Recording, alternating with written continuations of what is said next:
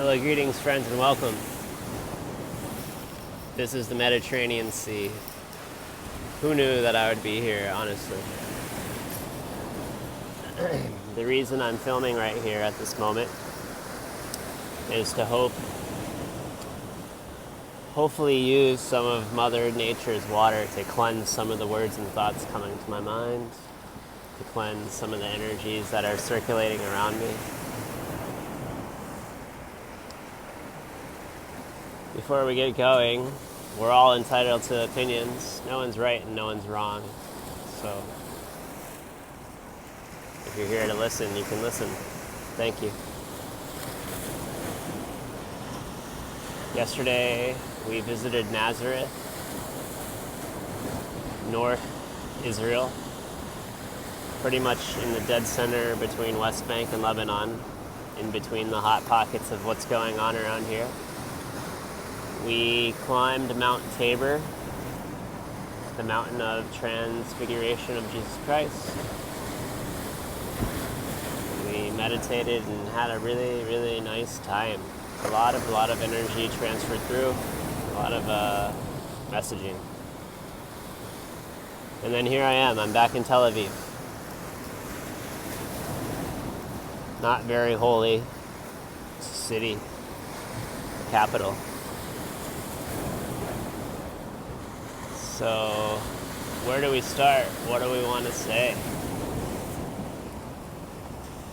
Our hearts breaking moment to moment the longer we're here. The word genocide has always just been a word. But to now be here and to witness it firsthand, to see it, we understand much deeply how one culture can kill another culture. How one human can crush another human. How through the lack of self-awareness and the lack of self-care, we just poop on the other person beside us. A visual cue that's coming to my mind is the game Baccarat, right? Or backgammon. You played it before? You know, you have these little pieces and you roll the dice and you get the pieces to move. But the really point of the game is genocide. You strategically put your piece on top of the other piece so the person can't move their piece, thus you win. You inevitably clear the whole board of the other person's pieces, or I guess your pieces, to leave them behind. But this whole city, this whole area just feels like a walking backgammon game. When you walk through the streets, no one is courteous of you, no one moves, no one is friendly, no one says hello. Maybe because I'm a foreigner, maybe because I look different, sure, we'll give them that. But it's very heathenistic here.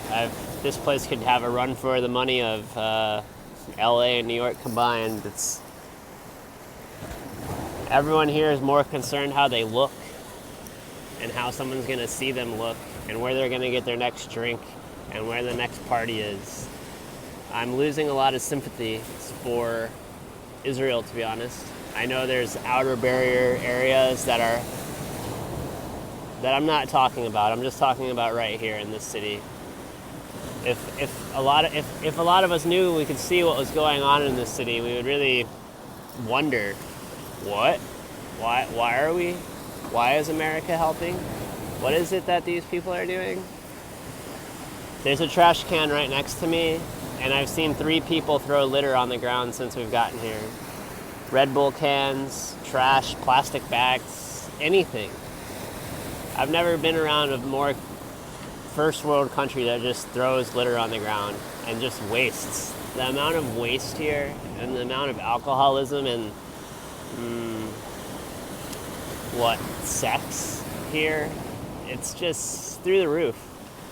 Maybe again you could argue, oh, it's wartime, this is what we do, but hey, it's always been wartime, so how is anything going to change if you're not conscious of your surroundings? If you stop polluting this planet, if you stop living like animals, it's just ridiculous.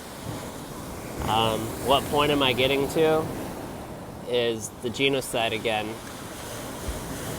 I've crossed the border a couple of times in the West Bank. I've gone through checkpoints, or whatever you want to call them. I've gone to the Palestinian side of things. And it's sad. One, there's a huge sign. Israelis aren't allowed over this side for danger of their life. I get it. When I was on the highway, I got off on an exit to go into Bethlehem and some other places. And then when we returned the same way, that highway was not blown up, but covered in like 25 feet of dirt and like crashed trucks. So somehow in like a 3-hour period, the road I took was destroyed. And it was destroyed by, I don't know, what do you want to say here? The Israelis, the Jews, someone that doesn't want Palestinian people even to be able to drive home. It's depressing, you know. They're just trying to get home. They're just trying to do their job like everyone else is trying to do their job. They're just working. They're just normal people. But beyond that, these normal people are in these cities that literally survive off tourism and survive off visitors. But now the visitors can't go there anymore. And now these people are dying, and they're hungry, and they're starving, and the place is just ending. I've never seen, just within a 5-mile radius from here to there, all the money, all the wealth, all the food, and starvation, and hunger, and malnourishment, and sickness. If they could just walk 15 minutes this way, they could go to the hospital. If they could just walk 15 minutes this way, they could get something to eat. If they could just walk 15 minutes anywhere, they could make money again. But this side doesn't want them to make money. This side wants them to die. You know, I don't want to get too deep into the Gaza situation, but I will a little bit. It is a battle of waterfront property, just like this. I know Israel wants Gaza so they can build beachfront condos and make more money. I mean, right? It's a money game, isn't it? Can you tell me anything else isn't? There's flyers all over the city that says, bring them home. Bring them home. You know, the hostages that are supposedly in Palestine. You know, there's I'm not sure how many, a few hundred hostages. Bring them home. But yet again, everyone around me is littering, drinking, and acting like an idiot. It doesn't seem like they care if anyone's home or not. And then the whole other question about it is Israel tells Palestine, hey, this place is safe. This is the refugee camp. Stay here. It's good. And then days later, that safe place gets bombed. What's that? So they're just killing where they say it's safe? Does Israel have any idea where these hostages are?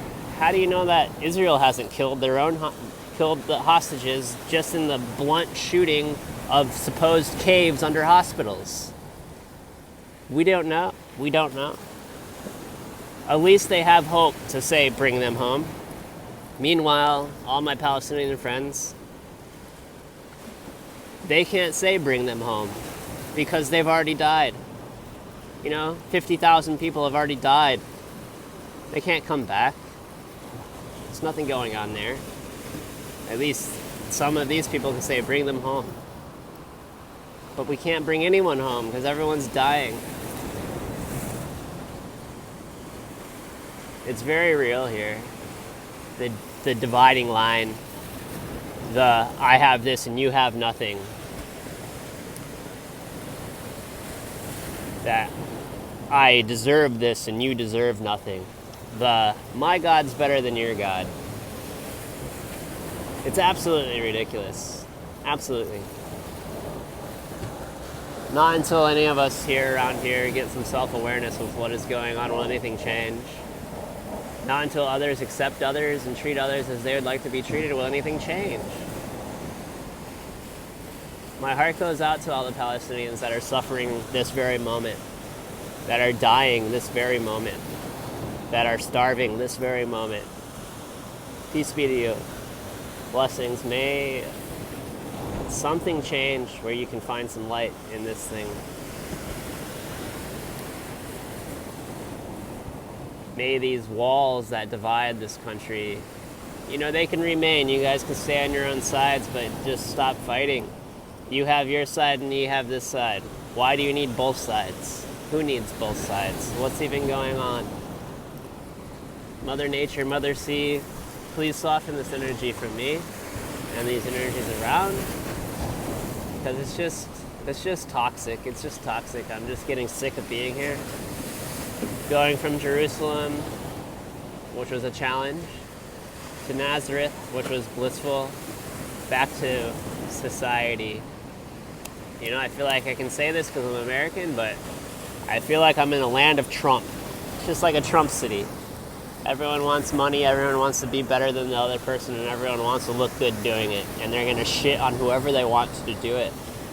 So, again, I'm not choosing sides or posting any energies of what is this or what is that. But it's time for this to stop. It's time to treat humans like humans and treat each other with love and respect. Because if we don't, how will you expect to be treated here in the future? Last little tidbit, I think this is from Kings, like 14 through 20, and some other parts of the Bible, but the Bible said this: Israel must fall for the coming of God again. I know some of them are feeling this. Israel's only expanding. What must fall? It's not that Palestine needs to take over Israel for them to fall, but it's this power-hungry monster that they've become. That must fall for anyone to realize some ease or softness in the coming days. This country has my blessings and it has my heart. It's beautiful. It's a beautiful place. It truly is.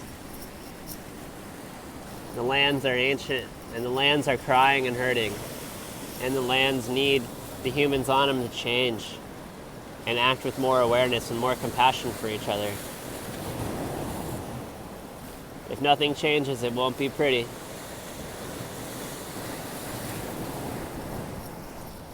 Thanks for listening. Just my 2 cents on God knows what. Peace be to you.